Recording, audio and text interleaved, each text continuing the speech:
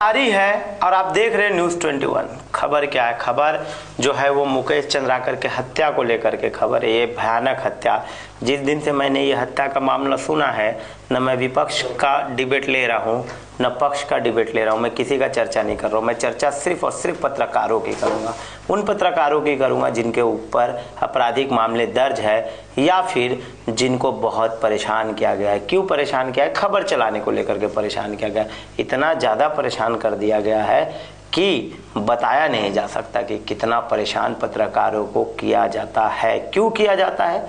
और एक बात बता दूं, पत्रकार स्वतंत्रता कहीं किसी भी देश में अच्छे से नहीं है।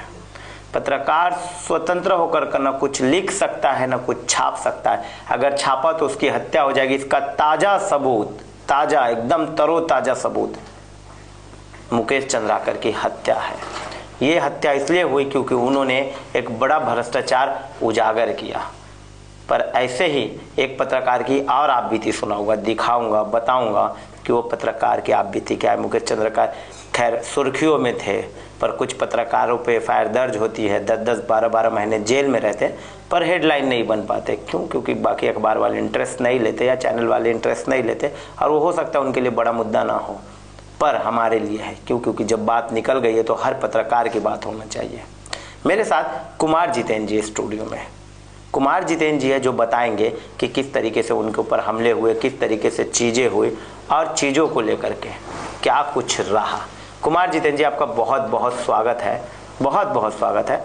बताइए क्या कुछ था, क्या कुछ बातें हुई, आपके ऊपर भी गंभीर आरोप लगे, आपके ऊपर भी एफआईआर दर्ज हुई, और एफआईआर के बाद सारी चीज़ें जो है वो आप अपनी आप बीती बता दीजिए। बताइए कुमार जितेंद्र जी।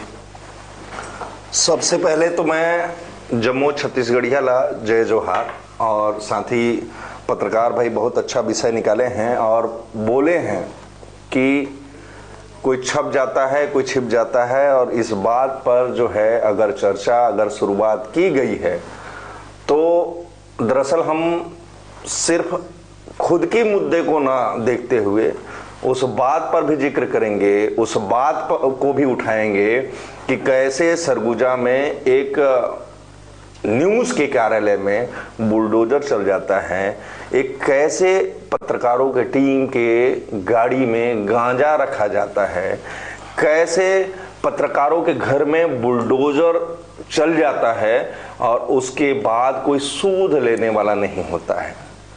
एक कहावत है, बड़ी अच्छी कहावत है, और बताइए। गाने में उसे तब्दील किया गया है कि दुनिया में इतना गम है कि मेरा गम कितना कम है।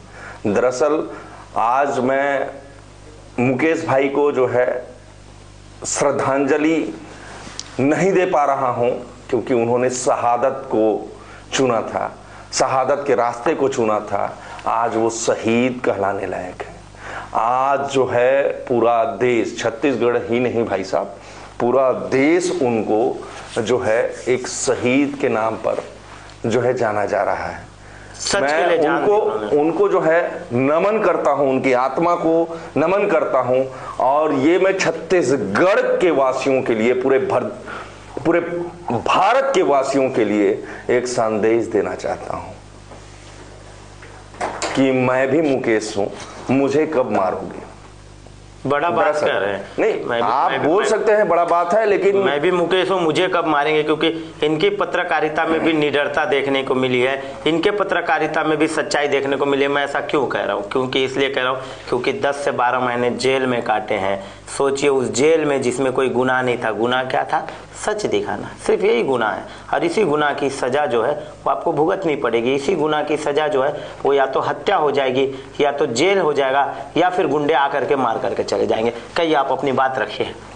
देखिए, मैं बस इतना ही बोलना चाहूँगा कि दरअसल पत्रकार जब अपनी कार्यों के लिए, काम के लिए निकलते हैं तो वो अपने काम के लिए नहीं निकलते, बल्कि जो है एक योद्धा की तरह जो है घर से निकलते हैं, एक सेना की तरह घर से निकलते हैं कि कब उनके ऊपर जो है आक्रमण हो जाएगा वो नहीं जानते, और उनके पास ये वीवीआईपी जैसा सुरक्षा भी नहीं रहता है।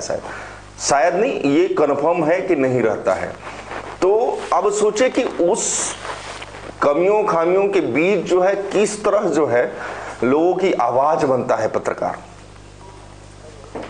लोगों की आवाज बनने के बाद जो है सरकार को एक आईना दिखाता है कि यहाँ पर छोटा सा तिल है, उसको जो है आप, या छोटी सी खामियां हैं उसको आप बदल लीजिए।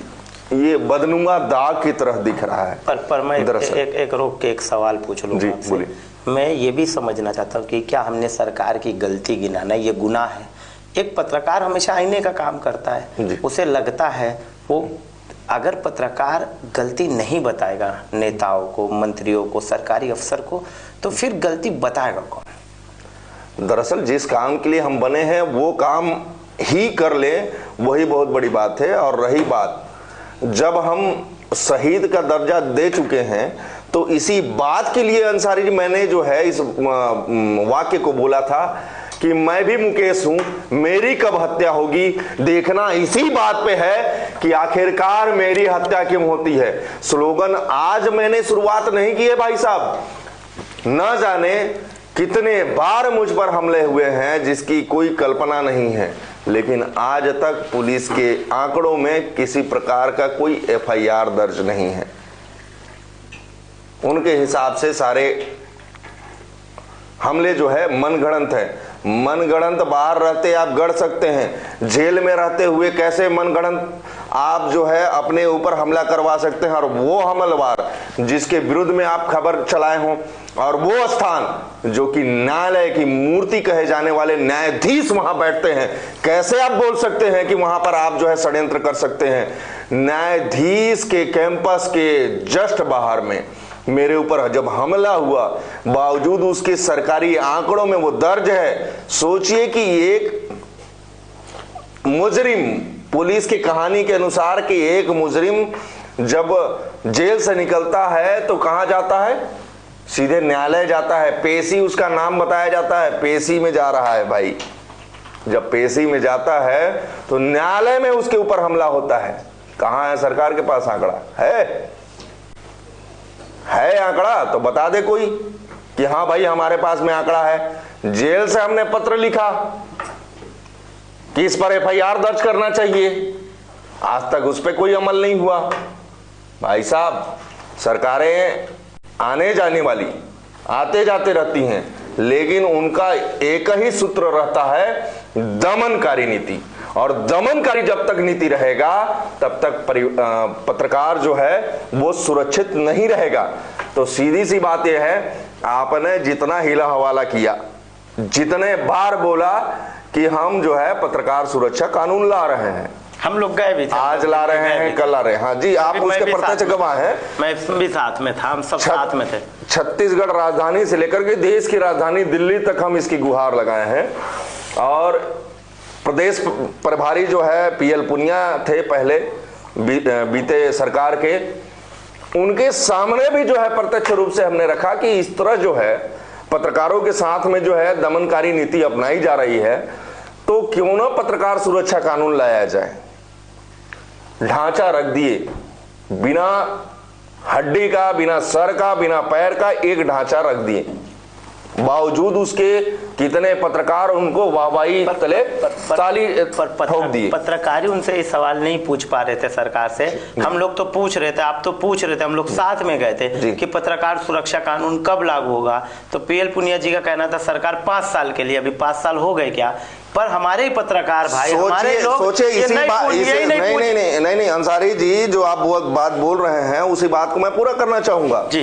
ये बताइए दुलार जी कि जब यही बात जो है कांग्रेस भी कर रही थी, आज सत्ता में बैठे हुए जो मुखिया हैं वो भी इस बात को बोल करके टाल रहे हैं। आवाज यदि कहीं धुआं उठा है तो ये धुआं नहीं है भाई साहब, ये मौत का जो है खून जो बहा है ना, उसका रक्त जो है जवाब मांगना चाह रहा है, उसका रक्त जो है हिसाब मांगना चाह रहा है, उसका रक्त जो है बोल रहा है पूरे छत्तीसगढ़ से कि आखिरकार न्याय कब।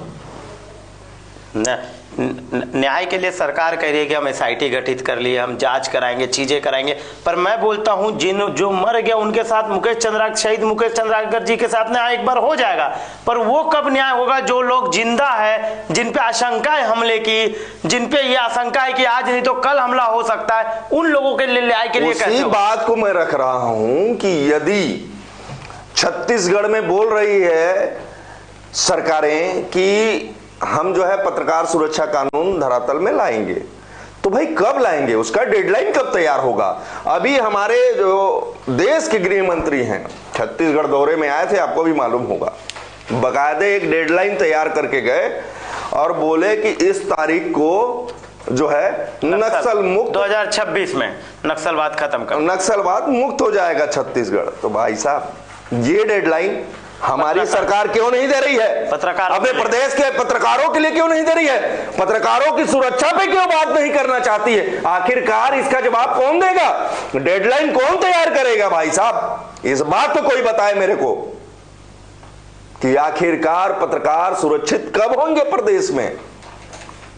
आखिरकार पत्रकार अपने कर्मों को लेकर के कब तक संशय का विषय बनाए रखेंगे? आखिरकार पत्रकारों के को ही क्यों हत्या? अभी ये तो मान लिया जाए कि कड़ियां जुड़ गई और सोशल मीडिया का जमाना है, सारे तथ्य को मिलाए और हमारे पत्रकार मेहनत किए। भाई साहब पुलिस कुछ मेहनत नहीं की है ढूंढने के लिए हमारे भाई को कि जिंदा है कि मर गया। हमारे पत्रकार भाई ढूंढ के निकाले, भले ही उसमें कुछ जो है शासन का भी मदद लिए होंगे, लेकिन ले ली पर पूरा क्रेडिट पत्रकारों की चर्चा पहली बार आपकी जबान से अपनी कान में सुन रहा हूँ कि पत्रकारों ने मेहनत की।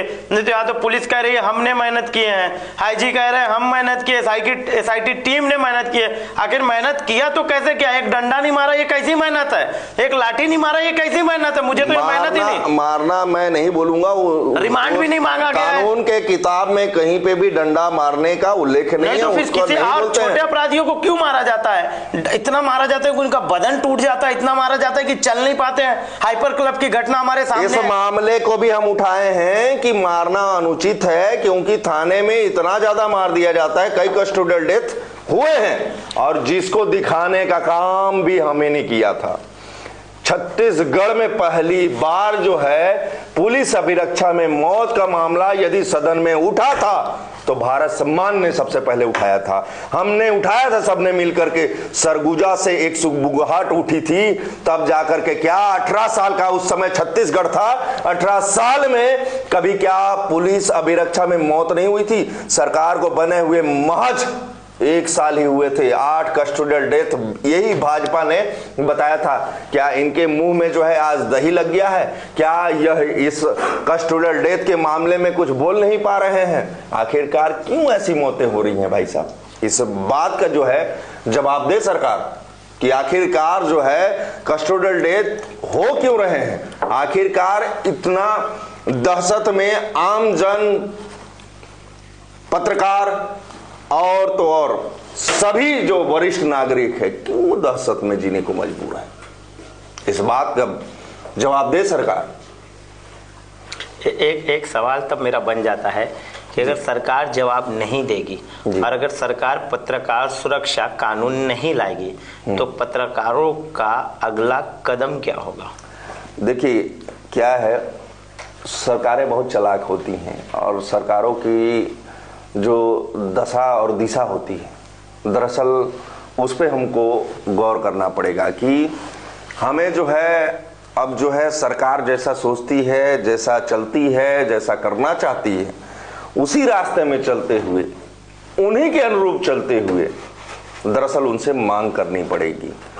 और तो और हमें इस बात को भी नहीं भूलना पड़ेगा कि जैसे अभी एक प्रेस क्लब के द्वारा जो है एक शिक्षा का निर्धारित किया गया कि इसके लिए शिक्षा जरूरी है हमारे क्लब में जुड़ने के लिए। हालांकि उसका जो है नियम में कोई प्रावधान नहीं है, भारत सरकार के द्वारा जो है किसी प्रकार का डेडलाइन नहीं जारी किया गया है, बावजूद जो है शिक्षा के लिए एक विशेष तौर पे क्यों जारी किया गया है? वह सिर्फ इसलिए जारी किया गया है कि उनको जो है शिक्षा के मुख्य धारा से जोड़ दिया जाए। और शिक्षा से मुख्य धारा से जोड़ने का तात्पर्य यह है कि आखिरकार जो शिक्षित होंगे पत्रकार, तो वो जो मुख्य जो बातें हैं उससे जो है डायरेक्ट रूप से जुड़ सकेंगे। लेकिन इसका कतई ये आशय नहीं है कि आखिरकार जो है वह समाज सेवी, वह पत्रकार जो कम पढ़ा लिखा है पर सामाजिक मुद्दों पे खुलकर चर्चा करता है, खुलकर रिपोर्टिंग करता है, खुलकर बातें रखता है, यह कदापि यह संशय का विषय नहीं होना चाहिए। दरअसल यह भी होना चाहिए कि उनको भी जगह मिलनी चाहिए। संगठित होने का सबसे बड़ा और सबसे प्रत्यक्ष उदाहरण आपके बीच का एक अधिवक्ता होता है, उसका संघ होता है। भाई साहब, पूरे छत्तीसगढ़ नहीं, पूरे भारत में आप घूम जाइए। पर मैं ये पूछता हूँ, बार काउंसिल के पूरा बात को हो जाने दीजिए दुलारे जी, उसके बाद आप बोलिएगा। ठीक है। बार काउंसिल के अलावा किसी और संघ को आपने देखा है क्या कि अधिवक्ता किसी और संघ से जुड़ा हो? चलिए इस बात का जवाब दे दीजिए। आज हमें टुकड़ों में बांटने का ये जो षड्यंत्र किया गया है उसी का हम नतीजा हैं, और उसी के वजह से जो आज हमारे ऊपर जो हमले हो रहे हैं, आज हमारे ऊपर जो है जिस तरह से प्रताड़ित किया जा रहा है, सिर्फ और सिर्फ उसी का नतीजा है भाई साहब। यदि हम आज संगठित नहीं हुए तो कभी नहीं हो पाएंगे। आज मुकेश हमारे बीच नहीं है, प्यारा हमारा भाई था छोटा, वो जिस तरह से रिपोर्टिंग करता था दूरांचल क्षेत्रों में, आज पूरा देश उसको मानता है। आज उसको पूरा देश के अलावा पूरे विश्व जान गया है कि आखिरकार मुकेश ने किस तरह की रिपोर्टिंग की, किस तरह से छोटे छोटे मुद्दे को उठा करके जो है सरकार को, जनता को, अधिकारियों को, सबको अवेयर किया, सबको जानकारी में रखा। तो इस तरह जो है यदि हम आज भी एक नहीं हुए, ये तो मैं अपने करियर में पहली बार देखा, क्या छोटे, क्या मझोले, क्या बड़े, सभी ने इस मुद्दे को उठाया, इस मुद्दे को उठाया भाई साहब। इस बात को हमें भूलना नहीं चाहिए। वाकई ये जो है तारीफे काबिल है, लेकिन अभी हम गमी के माहौल में हैं, हम उनको धन्यवाद ज्ञापित भी नहीं कर सकते।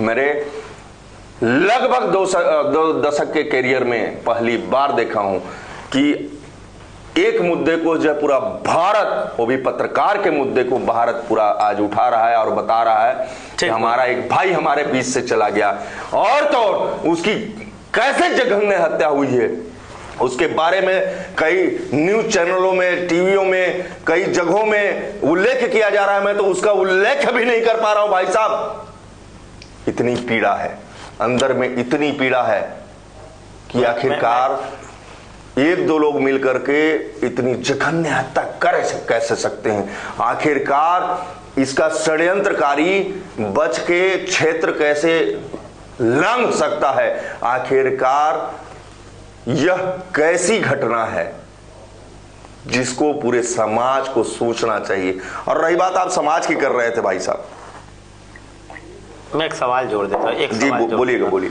अब अगर जैसे इस तरीके की प्रावधान जो है वो आएगी कि जिनके पास डिग्री है या जो पढ़े लिखे हैं वही हैं, तो जिनके पास प्रैक्टिकल नॉलेज है, जिन्होंने ग्राउंड में 10 साल 12 साल मेहनत की है, उनके पत्रकारिता पे एक सवाल खड़ा हो जाता है। देखिए, ये लॉ है, एक नियम है, जो कानून है उसको बदला नहीं जा सकता। इनके द्वारा एक अवेयरनेस प्लान किया गया है कि भाई लोगों में अवेयरनेस रहेंगे कि नहीं, जो वो बिल्कुल रहेंगे, जो 12 साल से बिल्कुल रहेंगे। किसी एक संस्था, भाई साहब माफ कीजिएगा, किसी एक संस्था के द्वारा यदि ये नियम निकाल दिया गया है कि पढ़े लिखे ही पत्रकार हमसे जुड़ सकते हैं, तो बेशक वो निकाल सकता है, ये उनका कानून है। पूरे भारत में ऐसा कोई कानून नहीं बना है जिसपे कोई शिक्षा पे पाबंदी हो, समाज सेवा करने के लिए शिक्षा पे पाबंदी हो, पत्रकारिता करने के लिए। हम उसकी बात करते हैं, कानून की बात करते हैं। कानून में जब इसको नहीं दर्शाया गया है तो कोई उसे बदल नहीं सकता। आज यदि आप जो है, सबसे बड़ा प्लेटफॉर्म होता है आरएनआई का, सबसे बड़ा प्लेटफॉर्म होता है जो पूरे देश, आरएनआई सबसे बड़ा प्लेटफॉर्म। बिल्कुल सही बोल रहे हैं, बिल्कुल एकदम सही बोल रहे हैं। जो रजिस्ट्रार ऑफ न्यूज़पेपर कहलाता है, आज सबसे बड़ा प्लेटफॉर्म होता है न्यूज चैनल का सूचना एवं प्रसारण मंत्रालय भाई साहब। वहाँ जब भी कोई निवेदन करता है, कोई आवेदन करता है, जब वहाँ पे शिक्षा को नहीं मांगा जाता। क्यों? क्योंकि पत्रकारिता जो है वो सेवा है, तो सेवा कोई भी कर सकता है। जब केंद्र के, राज्य के किसी भी कानून में शिक्षा को दर्जा नहीं दिया गया है तो उस पर कोई अमल नहीं कर सकता। वो सारे संगठनों के अपने अलग अलग नियम होते हैं, कानून होते हैं, वो अपने हिसाब से, अपने अनुसार जो है उसको चला सकते हैं। वो भी चला कब तक सकते हैं? जब तक लोग वहाँ के उस परिवार के सदस्य चाहते हैं। फिलहाल मैं ये बोलना चाहूँगा आपको कि अभी हमारा मुहिम जो है अर्थ बिना सब व्यर्थ, इस मुहिम को लेकर के हम चले हैं और उस मुहिम से लोग जुड़ रहे हैं, काफ़ी संख्या में जुड़ चुके हैं। और हम तो अपील करेंगे कि ऐसी स्थिति निर्मित होने से पहले कुछ संगतियों को दूर करें और सबसे पहले छत्तीसगढ़ के मुखिया के लिए जो है एक संदेश है कि आपने जो विभाग रखा है अन्य प्रदेशों में, क्षमा चाहता हूं, मैं देश निकल गया मुख से, अन्य प्रदेशों में जब वो विभाग किसी विशेष मंत्रालय के लिए दिया जाता है, किसी विशेष व्यक्तियों के लिए दिया जाता है, तो छत्तीसगढ़ में ही क्यों परंपरा ऐसा बनाया जा रहा है भाई कि जो विभाग बड़ा है, जो विभाग जो है संभालने के लिए किसी एक विशेष पर्टिकुलर मंत्री चाहिए उसको चलाने के लिए, उसे इस विभाग को क्यों नहीं सौंपा जाता है? उसे इस विभाग को आसानी से जो भी आए इस विभाग के अंतर्गत, चाहे छोटा हो, मझौला हो, चाहे बड़ा हो, वो आसानी से मिलने के लिए क्यों नहीं योग्य बन जाता है? अपनी आसानी से, सुगमता से, सरलता से बात रखने का ये माध्यम क्यों नहीं बन जाता है? आखिरकार कौन सी आप जो है बात को नजरअंदाज कर रहे हैं? आखिरकार कौन सी ऐसी बात को जो है छिपाना चाहते हैं? यह बात जो है सवाल आखिरी सवाल की तरफ आऊँगा, एकदम आखिरी सवाल है जी। क्या मुकेश चंद्राकर के हत्या से पत्रकारों में और सरकारों में कोई बड़ा बदलाव आएगा? बिल्कुल आएगा, और आप हम मिल करके ला रहे हैं। और मैं तो सभी छत्तीसगढ़ के सभी मीडिया कर्मियों से, भारत के पूरे सभी, जितेंद्र भी आपको बता दूं, मैं तो जिस दिन से ये खबर सुना हूं उस दिन से अपना डिबेट रोक दिया हूं। जी। सरकार से क्या सवाल पूछेंगे? सरकार बोलेगी भी कांग्रेस चोर है, कांग्रेस बोलेगी बीजेपी चोर है, हम डिफाइन नहीं कर पाएंगे कौन चोर है कौन चोर नहीं है। तो मैं चाहता हूं कि हर वो पत्रकार की आवाज़, अब मुकेश चंद्राकर की बात जब उठ गई है, जब हमारे शहीद भाई की बात जब उठ गई है, तो हमारे माध्यम से या किसी और के माध्यम से, माध्यम कोई भी हो सकता है, आप हो सकते हैं, मैं हो सकता हूँ, रेडियो हो सकता है, पेपर हो सकता है, सोशल मीडिया हो सकते हैं, पर प्रदेश को जानने का हक है कि पीड़ित पत्रकार कितने हैं, परेशान पत्रकार कितने हैं, फर्जी एफआईआर जिनमें हुई है वो कितने हैं, ये जानने का हक बनता है। और मैं बता दूं, मैंने बीच में बोला था पर फिर बता दूं कि 12 महीने जेल काट कर आए फर्जी एफआईआर में, अब जेल से बाहर है और अपनी काबिलियत साबित तभी भी की थी और अभी भी की है। ऐसे न जाने कितने पत्रकार होंगे छत्तीसगढ़ में, हम लगातार दिखाएंगे।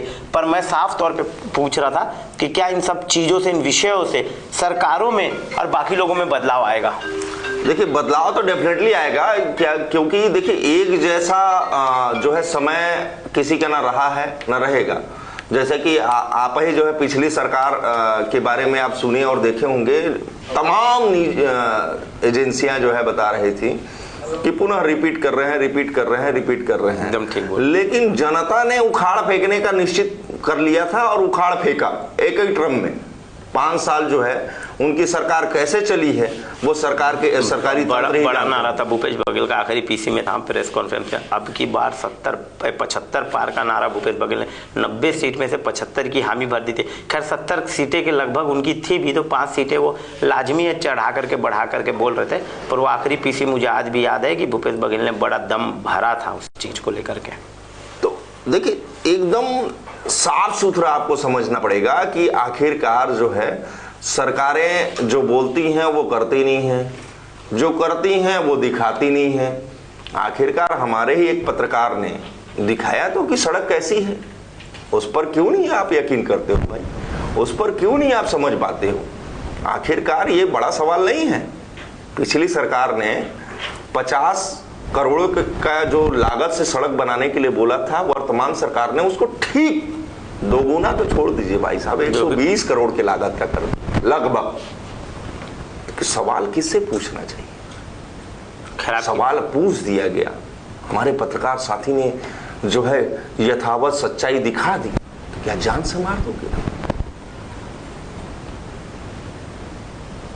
ये सवाल जो है पूरे छत्तीसगढ़ से पूरे जितने भी समाज के लोग हैं, क्योंकि सारे समाज के लोगों का खबर हम ही दिखाते हैं, और उन समाज के लोगों को एकत्र होकर के एकजुटता दिखा करके सरकार से पूछनी चाहिए। बहुत बड़ी बात है। किसी भी समाज का किसी भी धर्म का व्यक्ति के साथ में यदि अन्याय होता है तो उसे डायरेक्ट रूप से या प्रत्यक्ष रूप से सरकार के पास पहुंचाने वाला एकमात्र माध्यम है, वो है मीडिया। आज मीडिया का एक भाई जो है, मीडिया परिवार के ऊपर जब हमला हो गया है, तो उसी समाज के ठेकेदारों को सरकार के पास जा करके सवाल पूछना चाहिए, बेशक पूछना चाहिए। पिछले डिबेट में आपने जैसे ही समाज का नाम लिया था तो हमने इस बात को रखा था, आज बदलाव देखने को मिला। कई सामाजिक संगठन जो है आ रहे हैं और जो है श्रद्धांजलि दे रहे हैं और अपना सहमति दर्शित करा रहे हैं, उसको भी हम झुठला नहीं सकते। तो ये बहुत बड़ा बदलाव का कारण बना है, और आज जो है सरकार को यह चिंतन करने पे मजबूर कर दिया है कि आपकी सुरक्षा के लिए तो YZ और Z++ है, हमारी सुरक्षा का क्या? बहुत बड़ा सवाल, हमारी सुरक्षा का क्या? इस पर आपको विचार करना पड़ेगा, और विचार करके निर्णायक समय पे पहुंचना पड़ेगा, और यह भी बताना पड़ेगा कि आखिरकार डेडलाइन कब तक आप जो है देंगे। तो देख सकते कि किस तरीके से जितेंद्र जायसवाल जी हमसे चर्चा कर रहे थे कि पत्रकारों को एक पत्रकार सुरक्षा कानून को लेकर के एक डेडलाइन डिसाइड होनी चाहिए। और ये बात सही भी है कि 10 कॉन्ट्रैक्टर अगर जाते हैं, अपना नामांकन भरते हैं और कहते हैं कि टेंडर हमें मिलना चाहिए, जब 9 लोगों को नहीं मिलती है तो ये खबर भी हम ही चलाते हैं कि इनको टेंडर मिला है, इनको टेंडर नहीं मिला है। अच्छी खबर भी हम चलाते हैं, जो अच्छी नहीं रहती है वो भी हम चलाते हैं, भ्रष्टाचार की भी खबर हम चलाते हैं, कोई ईमानदार है तो उसकी खबर भी हम चलाते हैं। जब ईमानदारी की खबर हम चलाते तो हमें कोई बड़ा अवार्ड नहीं दिया जाता, तो जब हम भ्रष्टाचार की खबर चलाते हैं तो अवार्ड के तौर पर हमें मौत, फर्जी FIR ये क्यों मिलता है? क्या हमारी कोई गुनाह है? क्या हमने कोई गुनाह किया है? क्या पत्रकारों ने कोई गुनाह किया है? क्या पत्रकारों ने इतना बड़ा कर दिया गुनाह कि मौत की सजा सुना दो? भ्रष्टाचार करने वाले आप थे, भ्रष्टाचार करने वाले भ्रष्टाचारी थे, भ्रष्टाचार करने वाले इतने खूंखार थे कि उन्होंने इतनी बेरहमी से मारा कि उनके दिल में रहम भी नहीं आया। सोचकर ऐसा लगता है कि वो इंसान थे भी या इंसान नहीं भी थे। वो इंसान थे तो अच्छे इंसान थे, वो इंसान थे तो बुरे इंसान थे, वो कैसे इंसान थे? खैर, ये सवाल तो पुलिस को पूछना चाहिए, क्या तुम इंसान हो जो तुम्हें मारते समय थोड़ी सी रहम भी नहीं आई? वो ऐसे भी मारते तो मर जाता, पर इतनी बेरहमी से मारा, इतनी बेरहमी से मारा कि दिल पसीज जाता है, दिल में गम है, आंखें नम है, इतनी नम है कि बयां नहीं की जा सकती है। मैं तो कहता हूं कि सारे पत्रकारों को एक सुर में आकर के, एक आवाज़ में आकर के माइक डाउन कर देना चाहिए, 4 दिन चैनल बंद कर देना चाहिए जब तक पत्रकार सुरक्षा कानून नहीं आता है। खैर, मैं भी बंद कर दूंगा 4 दिन, जब सब बंद करेंगे तो मैं भी बंद कर दूंगा, पर मेरे बंद करने से अगर मैं अकेला बंद करता हूं तो असर नहीं होगा। तो हम सब मिल करके अगर इस मुहिम को चलाए कि हम किसी भी नेता, किसी भी मंत्री की बाइट तब तक नहीं लेंगे जब तक हमारी सुरक्षा निर्धारित नहीं हो जाती, जब तक हमारी रक्षा निर्धारित नहीं हो जाती, जब तक मुकेश चंद्राकर जी के साथ न्याय नहीं हो जाता, तब तक हम खबरें नहीं चलाएंगे। तो मुझे लगता है कि 120 की स्पीड से, 120 की स्पीड से बदलाव, एक बड़ा बदलाव देखने को मिलेगा, और ये बड़ा बदलाव ये बहुत अपने आप में बड़ा होगा। खैर, हम पत्रकारों से अपील है, सारे पत्रकारों से अपील है कि जिस तरीके से जितेंद्र जायसवाल जी शिकार हुए चीज़ों को लेकर के, जिस तरीके से और भी लोग शिकार हुए चीज़ों को लेकर के, अब शिकार नहीं होंगे। हम जागरूक होंगे, जागरूक होने के साथ साथ चीज़ें होगी, चीज़ें होने के साथ साथ एक होंगे और एक सुर में कहेंगे कि पत्रकार सुरक्षा कानून कब लागू होगी, कब हमें रक्षा मिलेगी, कब हमें सुरक्षा मिलेगी और ये कब मिलेगी।